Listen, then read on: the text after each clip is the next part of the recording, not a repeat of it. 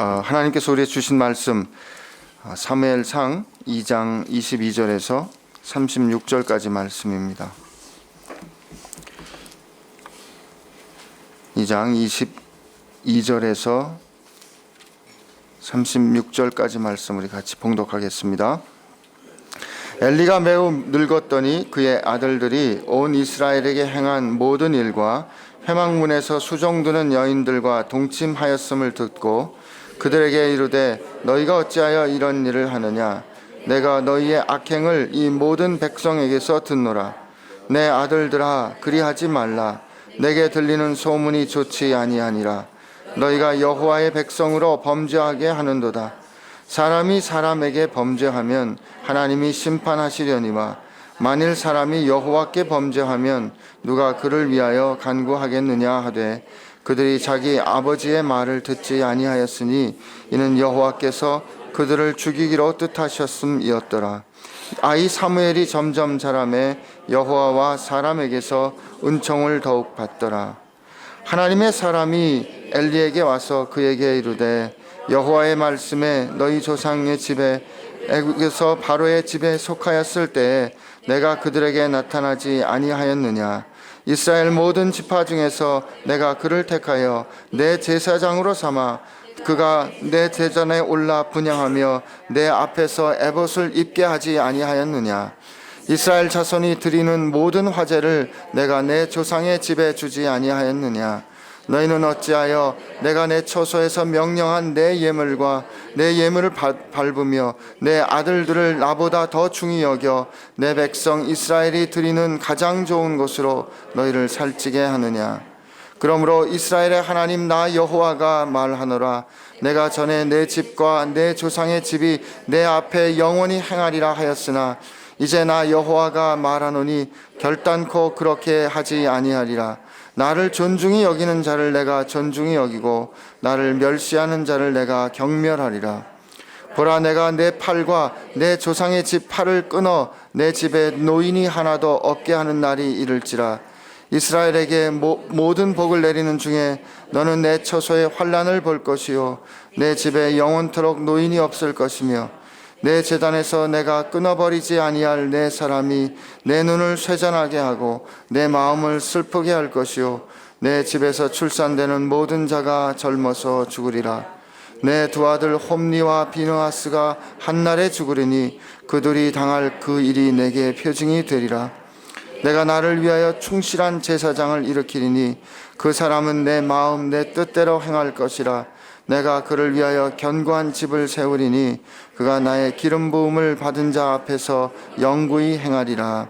그리고 내 집 남은 사람이 각기 와서 은 한 조각 떡 한 덩이를 위하여 그에게 엎드려 이르되 청원하니 내게 제사장 직분 하나를 맡겨 내게 떡 조각을 먹게 하소서 하리라 하셨다 하니라. 아멘.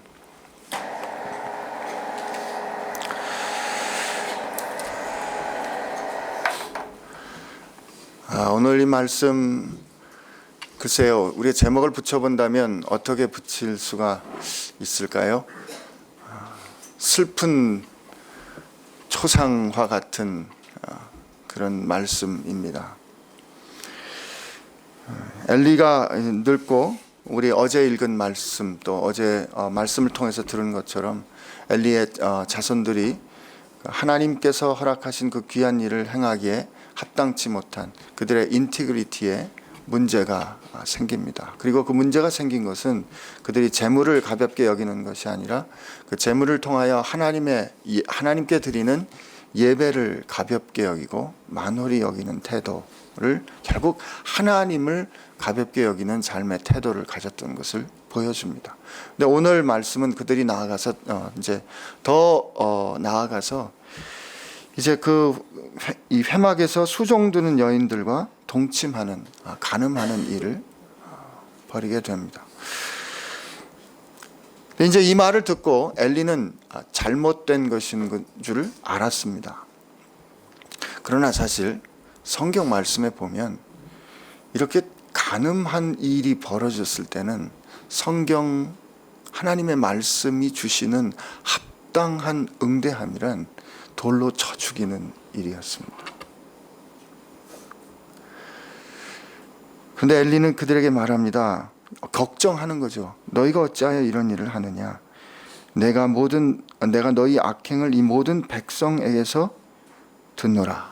내 아들들아, 그리하지 말라. 내게 들리는 소문이 좋지 않다. 너희는 여호와의 백성을 범죄하게 하는도다. 너희가 이 모든 백성 앞에서 이런 악한 일을 행한다. 이런 일이 백성 가운데 퍼지는 것이 좋지 않다. 이렇게 말합니다. 사실 그들의 영혼, 또 그들이 하나님 앞에서 받을 징책과 그들이 이 육신의 삶에서가 아니라 영원한 삶에서 하나님 앞에 받을 징책을 두려워했다기보다는 이런 일이 백성 가운데 퍼지는 것이 좋지 않다는 태도를 엿볼 수 있습니다. 하나님께서 세우신 사람들 혹은 하나님의 부르심 받은 사람들이 넘어지는 일을 우리 성경에서 종종 보게 됩니다. 그러나 그때 공통적으로 발견되는 것은 그들이 하나님을 두려워하기보다는 사람을 두려워하는 모습들이 발견이 되는 것이죠.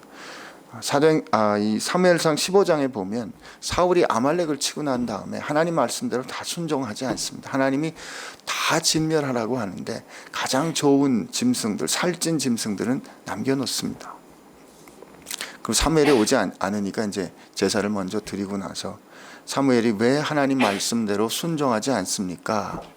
이렇게 지적하고 아주 비극적인 종말을 이제 선언합니다. 하나님께서 이 나라를 이제 다른 사람에게 줄 것이다.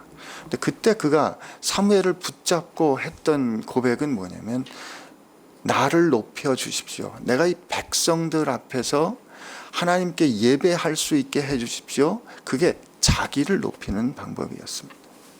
지금 비극적인 선언, 당신의 종말이 어떻게 될 것이다라는 아주 비극적인 선언을 듣는데, 그때 옷을 찢고 머리에 재를 쓰고 하나님 앞에 엎드려서 하나님 살려주십시오 이렇게 말해야 되는데, 그는 사무엘을 붙잡고 다른 부탁을 합니다. 나로 예배할 수 있게 해주십시오. 그 예배의 목적은 백성들 앞에서 수치를 당하지 않게 해달라는 것입니다. 오늘 엘리는 자녀들을 걱정합니다.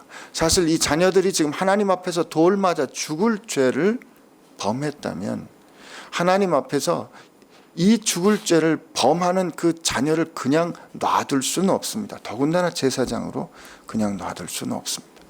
그렇게 할 때는 어떻게 해야 할까요? 차라리 같이 죽자든지 어떤 하나님 앞에서 사는 인생에 대한 이 결정을 아버지가 보여줬어야 합니다. 그런데 그렇게 하지 못한 거죠. 사실 우리 교회 가운데 이런 모습들이 있기 때문에 오늘 우리들의 삶이 안타깝지만 이 물에 물 탄 듯 술에 술 탄 듯 이렇게 사는 게 아닌가, 이런 생각을 해봅니다. 사람들 앞에서 부끄럽지 않으면 그만이다 하는 생각을 가지고 하나님 앞에서 하나님을 가볍게 여기는 것입니다. 왜? 당장 그분이 눈에 안 보이니까요. 그것을 어떻게 알 수 있습니까? 제사장은 지금 하나님 앞에서 백성들의 죄를 가지고 하나님 앞에 서서 이 백성들의 죄를 사하여 주십시오라고 하나님 앞에 중보하고, 그들을 향하여 그들을 살리시는 하나님의 뜻을 들어야 하는, 하나님의 말씀을 들어야 하는 사람들이 제사장입니다. 그런데 오늘 보니까 27절에 하나님의 사람이 그에게 나타나서 하나님의 말씀을 들려줍니다. 하나님의 뜻을 들려줍니다. 이 말은 바꿔 말하면 무슨 뜻입니까? 엘리가 하나님의 뜻을, 하나님의 말씀을 듣지 못했다는 뜻이죠. 왜 그랬을까요? 하나님께서 왜 말씀 안 하셨을까요? 여러분, 우리 인생의 경험이 어떻습니까? 내가 말을 해줘 봐야 그 말을 존귀히 듣지 않고 그 말을 깊이 듣고 생각하고 행하지 않는다면 한두 번 말해보겠죠. 그러나 어떻습니까? 우리도 어떻게 태도를 가집니까? 말해봐야 소용없어. 나 말 안 할래. 말해봐야 듣지도 않는데 뭐 말하겠어? 라고 하는 것이 우리 인생의 경험이지 않습니까? 하나님 말씀하실 때, 네, 하나님 그렇군요. 하나님 제가 잘못했습니다. 하나님 말씀을 하나님 말씀으로 받을 때, 받으면 받을수록 그 말씀은 더 우리에게 들려집니다. 그러나 우리 하나님 말씀 들었는데 깨달았는데 내 뜻대로 내 마음대로 계속 행한다면 하나님 말씀 듣기 어렵습니다. 말씀하셔도 들리지 않을 것이고 언젠가 하나님께서 오늘 이 엘리의 가정에게 엘리에게 한 것처럼 하나님 말씀 안 하십니다. 그리고 그러나 하나님은 여전히 이 하나님의 사람을 통해서 이 가정에게 말씀하셨습니다. 이렇게 너희들이 하나님 앞에서 죄를 범했고 그 결과 하나님 앞에 이런 벌을 받을 것이다 라고 하나님께서 두려운 말씀을 하십니다. 만약에 성경 말씀에 36절 이후에 이렇게 써 있었다면, 이에 엘리가 자기 두 아들을 데리고 하나님 앞에 나아가 여호와 전 앞에 나아가 그 옷을 찢고 머리에 재를 뒤집어 쓰며 하나님 앞에 통곡하고 회개하고 돌이켰더라. 이렇게 성경 말씀이 기록되었다면 아마 그 뒤에 다른 역사가 기록될 수도 있었을 겁니다. 그러나 그 마음이 상실한데도 내버려 둔 하나님의 벌을 받았다는 것이 이 뒤에 그런 그들의 반응이 기록되지 않은 겁니다. 우즈벡에 있을 때 저희 동역자였던 선교사가 있었습니다. 근데 이 선교사가 몇 년을 노력했는데 제자들이 안 생기는 거예요. 근데 이제 제가 2002년에 들어갔는데 한 2003년부터 제자 12를 삼자, 우리 인생의 제자 12를 삼자라는 그런 목표가 분명해지면서 그 하나님의 부르심에 다시 헌신했습니다. 근데 이제 자기가 하나님께서 자기에 맡겨주신 몇 명의 제자가 있었는데 그 제자들의 가정이 변화가 안 되고 이제 힘들어졌어요. 그러게 이게 전진이 없는 거예요. 근데 이분이 하다 안 되니까 제자 하나를 데리고 갔습니다. 그리고 이제 빈 집에 들어갔어요. 그리고 물을 하나 놓고 어떻게 했냐면, 이제 너하고 나하고 같이 금식하자. 우리 금식하고 하나님 앞에서 토설할 죄가 있으면 토설하고 하나님 앞에서 새로워지든지 아니면 우리 같이 죽자. 그리고 3일을 버틴 겁니다. 그 제자를 붙들고 너하고 나하고 하나님 앞에서 고백할 것을 고백하고 하나님 앞에서 새로워져서 우리 살든지 아니면 우리 그냥 죽자, 이 자리에서. 근데 이 설마 했던 이 선교사님이 깨닫지 전혀 상상도 못했던 그 가정의 아픔과 죄악들이 결국 그 자리에서 토설이 된 겁니다.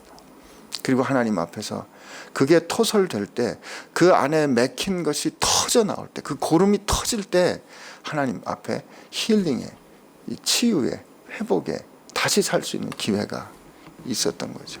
그 뒤로 그 제자가 변화돼서 하나님 앞에 새롭게 되는 기회가 있었습니다. 어떻게 그럴 수 있었을까 돌이켜보면 그때 그 제자를 사랑했던 선교사님의 결심이 아니었나 생각합니다. 정말 죽을 수 있었을까 모르겠습니다. 그러나 그 마음의 심정 가운데 이 문제가 해결되지 않으면, 내 인생이 하나님 앞에서 이 문제가 다뤄지지 않으면 너는 살아도 죽은 거나 마찬가지야. 이대로 가다간 우리 그냥 하나님 앞에서 두려운 심판 앞에 설 수밖에 없으니까 안 돼. 우리 하나님 앞에서 해결해야 돼. 그때 그 결심이 그도 살게 했고 그를 섬겼던 선교사도 살게 했던 것이 아닌가 생각합니다. 오늘 우리는 하나님 앞에 왕 같은 제사장으로 부르심을 받았습니다. 이것은 목사들이라고 불리우는 사람들에게만 해당하는 부르심은 아닙니다. 베드로전서 2장에 보면 하나님께서 우리를 다 하나님의 거룩한 왕 같은 제사장으로 부르셨음을 알 수 있습니다. 아니, 하나님께서 이스라엘을 하나님의 나라로 선택하실 때 내가 너희로 제사장 나라를 삼겠다고 하나님은 정하셨습니다. 이 제사장이 됨이란 좀 전에 말씀드린 것처럼 백성들의 죄악을 들어 하나님을 향하여 서는 사람들입니다. 그리고 그는 하나님의 말씀을 들어 다시 백성들을 향하여 그 하나님께 들은 말씀을 전하는 미디에이터, 중보자들입니다. 그렇기 때문에 그들이 하나님 앞에 서기 위해서 백성들의 죄악을 자기에게 짊어지기 위해서 그들은 먼저 늘 하나님 앞에 자신을 정결케 하는 그런 과정을 거쳤습니다. 제사장이 정결해야 하는 이유는 자기 자신을 위한 것이 아니라 하나님께서 그들에게 맡겨주신 그 영혼들 때문에, 그 사람들 때문에 자신을 정결케 한 것입니다. 엘리 제사장이 그 아들들을 사랑하는 방법은 하나님께서 아니라 하신 그 일에 대해서 생명을 걸고 아니라 했어야 하는 것이죠. 그게 그들을 사랑하는 방법이었습니다. 그게 그가 거룩하게 살아야 하는 이유였습니다. 그렇게 할 때 그들은 백성을 위하여 하나님의 음성을 들을 수 있는 것이죠. 그러나 생각해 보면 그렇게 살아갈 수만 있다면 그 제사장 된 그 사람들의 삶이 얼마나 하나님 앞에서 거룩하고 정결하고 흠모할 만한 삶이 될 수 있겠습니까? 오늘 우리도 마찬가지라는 저는 믿습니다. 하나님께서 우리 모두를 제사장 삼으십니다. 우리를 통하여 하나님의 뜻을 세상 가운데 드러내기를 원하십니다. 오늘 이 진흙땅 같은 이 캄캄한 시대 같은 이 가운데 하나님께서 아주 고운 빛을, 순결한 빛을 밝히고 계심을 우리는 사무엘을 통해서 봅니다. 사무엘이 이 어려운 가운데 26절에 이렇게 그 진흙탕이 막 흘러가는 그 진창 같은 그곳에 깨끗한 꽃처럼 피어 있는데 그 말씀이 26절에 보니까 이 아이 사무엘이 점점 자라매 하나님과 사람에게서 은총을 더욱 받더라 이렇게 되어 있습니다.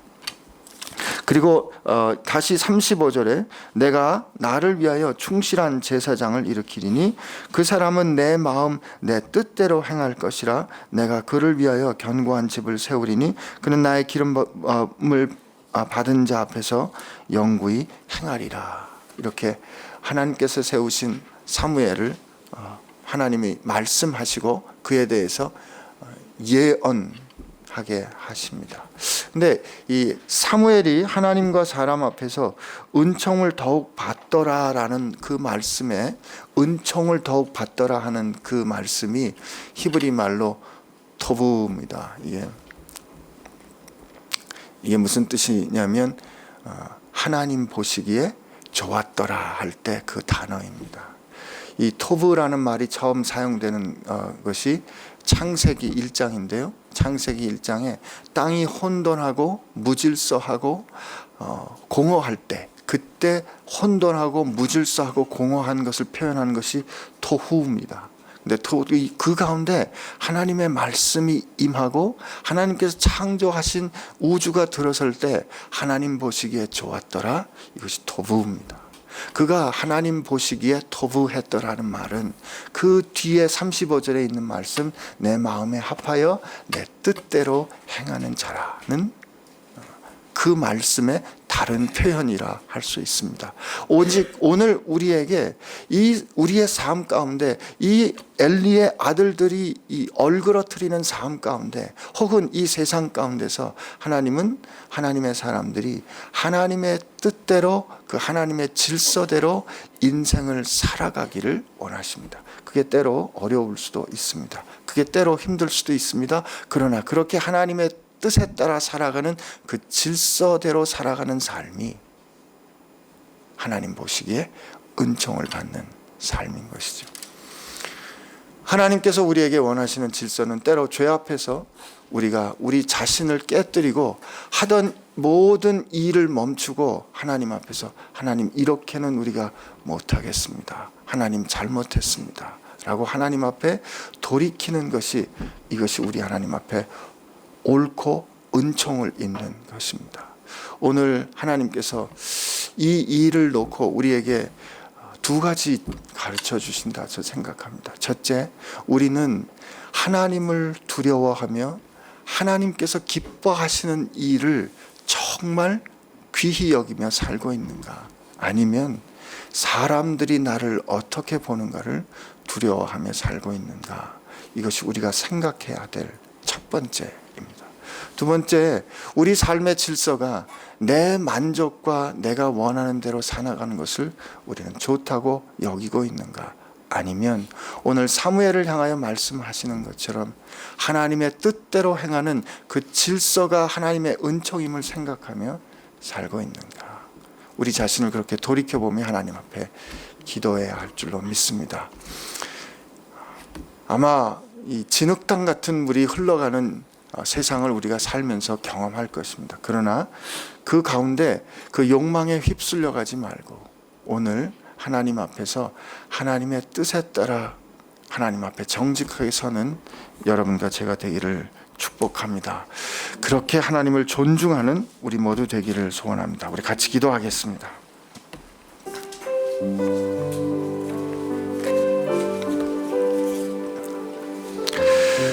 오늘 이 아침에 하나님 앞에 기도할 때 우리 이 땅의 교회를 위하여 우리 같이 하나님 앞에 중보했으면 좋겠습니다. 하나님, 우리 교회가 정말 하나님 마음에 합하지 않은 것들이 있다면 지금 이 시간 사람의 눈을 만족시키려 하는 것이 아니라, 사람의 눈을 두려워하는 것이 아니라 하나님을 두려워하는 교회 되게 하여 주시고, 하나님 앞에 돌이킬 것이 있다면 하나님 그 가던 모든 길을 돌이켜 하나님 이렇게 한 것 하나님 앞에 잘못된 일이오니 우리를 용서하여 주옵소서. 하나님, 우리가 이것을 해결하여 하나님 앞에 진정으로 거듭나 하나님의 교회로 다시 서게 하여 주옵소서. 이렇게 돌이키는 우리 조국교회 될 수 있도록 하나님 앞에 우리 교회를 위하여 중보하며 기도하겠습니다. 같이 기도합니다. 하나님 아버지, 이 시간 우리 교회를 위하여 기도합니다. 우리 조국교회를 위하여 기도합니다. 하나님, 우리 교회 가운데 하나님 오늘 이 시간 하나님께서 기뻐하시지 아니하는 그 일들을 행하고, 그럼에도 불구하고 하나님 앞에서 정말 그것을 돌이켜 회개하고 상한 심령으로 하나님 앞에 서지 못하고 사람을 두려워하며 사람의 눈을 피하여 사람의 눈을 가리워 하나님 앞에 하나님을 두려워하지 않는, 하나님을 만홀히 여기는 그런 태도가 우리 가운데 있다면 하나님 용서하여 주옵소서. 하나님, 우리를 용서하여 주옵소서. 우리를 긍휼히 여겨 주옵소서. 하나님 앞에 우리가 바로 돌이켜 정말 하나님께서 기뻐하는 것이 무엇인지 생각하고 나아가고, 하나님 앞에 두려움과 떨림으로 하나님께서 정말 피로 값주어 사신 교회를 하나님 앞에 온전케 하는, 신실케 하는, 정결케 하는, 성결케 하는 그런 새로움이 오늘 우리 가운데 있게 하여 주시옵소서. 하나님 도와주시옵소서.